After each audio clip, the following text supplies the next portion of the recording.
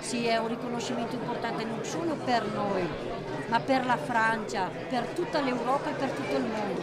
Tanto è vero che tutti gli altri gruppi ambientalisti e tutte le mamme belghe, danesi, francesi continuano a scrivere ininterrottamente e sono qua che aspettano che gli diamo risposta. Non è una sentenza solo per noi, è una sentenza per tutto il mondo, per tutta Europa, per tutto il mondo. Sì, oggi possiamo dire che giustizia è fatta.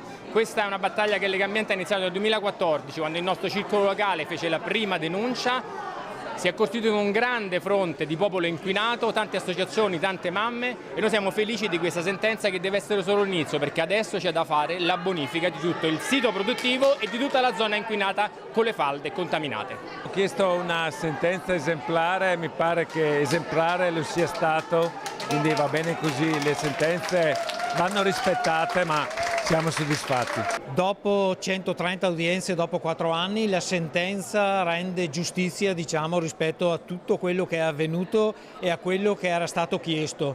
Quindi siamo soddisfatti non tanto per le pene, siamo soddisfatti perché finalmente passa il principio che chi inquina deve pagare.